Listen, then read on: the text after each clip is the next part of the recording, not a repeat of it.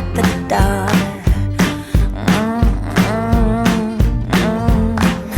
Who's to say which one's worse? Just as matters, we'll hit up the liquor store. Oh, the liquor store. Everybody needs someone to make them crazy, roll right straight for the hills. Someone to love.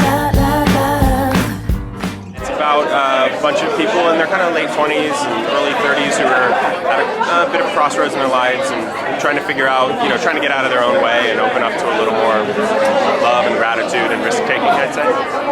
How do you pick the young child star in the film?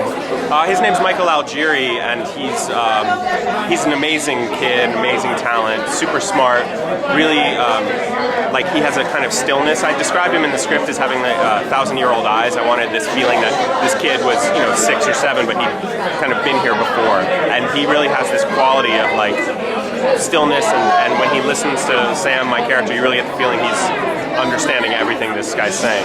Are there any indie actors that you really want to have in maybe your next picture or act with? Well, I'm a big Paul Giamatti fan. I like all of Carrie Bialik's clients, Sam Rockwell. I'd like to work with my cast again. I think they're some of the best actors around. So. Oh, sure. I mean, I think every actor has that list. Daniel Day-Lewis, Bella Hoffman, Cate Blanchett, Amy Ryan. Those are all people I really look up to, and I would feel privileged to work with. What's your favorite color? My favorite color is blue. It's blue like my dress. Oh, nice. You got your own lighting and everything. It's very sexy. Working with Josh Radnor was it was amazing. It was such an incredible thing because I've never worked with a director before who was acting with me, and all of my scenes are with Josh. So he would be acting with me, but also directing me at the same time. And at first, I was a little bit like, "Oh, how is this going to work? It's going to be sort of confusing. What, are you looking at me as a director or as an actor?" And then, after the first scene we shot, it was so easy and it made so much sense that he was doing both that I wasn't concerned at all. It was actually a relief. Was there ever a time in your career where you thought maybe you'd give up? No, I've been acting since I was 14, and really since I was 9, but professionally since I was 14, and it's all I've ever wanted to do. And I've had rough times like anybody else has, but it never entered my mind to stop doing it just because I was having a sort of, rough time of it. I think those are the times that make the good times so much better. So if you can get through the hard times, it just feels so great at the end. I did give up and I threw in the towel. After a year of doing auditions in LA, it was so difficult and I didn't get a thing and must have gone on hundreds of auditions and decided to get into music for a little while. And that was 2005 actually. We came out with our album. Yeah, and that was, it was a fun thing. It's not, I think I'll stick to the acting. But it was great. I had a blast doing it and then eventually, got back into the acting and that's when it hit. But I needed to grow a little skin on my nose and getting up on a stage and singing for 200 people really helped to get that sort of, that edge. My character, her name is Annie and she's a wonderful woman who has alopecia universalis, which is a condition where you lose all your hair. And, this movie is sort of a character piece where everyone is on their own journey in trying to find love. And of course, being a bald woman, it presents certain difficulties in life in general, but also in finding love. And she's this vivacious, amazing, complex, fun, alive character that I just fell in love with the second I read the script. I thought it was beautifully written. I thought she was really interesting and I really wanted to learn more about her and the condition and what it would be like to live in her shoes for a while. Do you believe in UFOs? Do I believe in UFOs? I believe in that there's more out there, absolutely. I do believe that there could definitely be. I think anything's possible. I don't think that this is it. I think the universe is way too big for us to just to be us here. So I do believe in other life all around in the universe. Sure. Did you make it out of the party okay? The launch party? Yeah. Yes, I finally made it, but I ran into Miss Justine Parchment. I don't know if you saw the giant Amazon woman who we used to work together a lot when we were both models. She still looks like a model. I, on the other hand, do not look like a model anymore. But no. Says who? Most people who would hire models, I'd say. But no, I made it out, and it was great fun. I love running into people you don't see very often.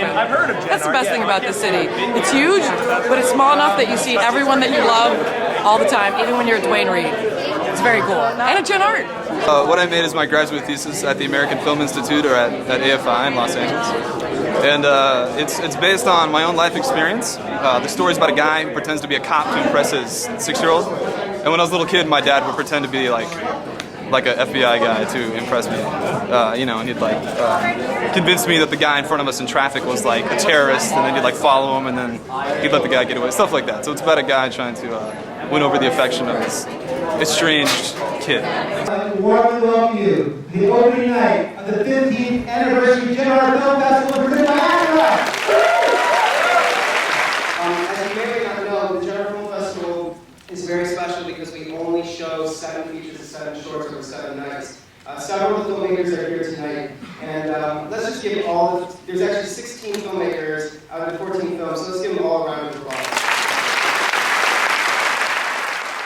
I thought it was excellent. I thought everyone was fantastic in it, and it was a really, really good time, really sincere. I love the short. They were directed so well. It was really it's difficult to move people in such a short time. I really enjoyed that. And who did your hair? I cut it myself. Really?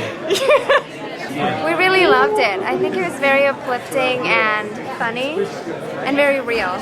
The message of the film that, just to get us thinking about gratefulness resonated actually with both of us. Yeah. Each film was fantastic. It's such a story about New York, and it's just a perfect film with all the right hints of seriousness, funny, sadness, touchy, feely stuff. It was just perfect. What do you think of the short? The short was fantastic as well.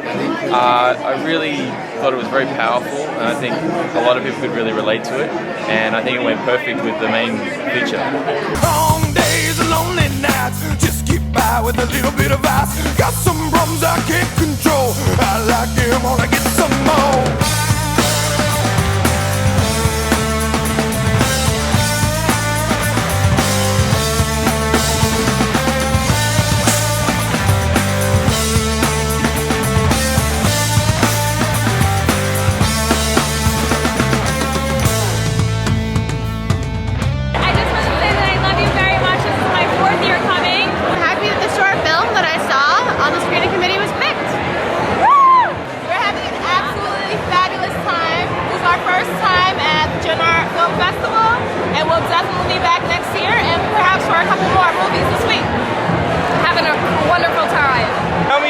The charity that you just launched, and congrats on Paris Hilton twittering it. I saw that. Oh, thanks.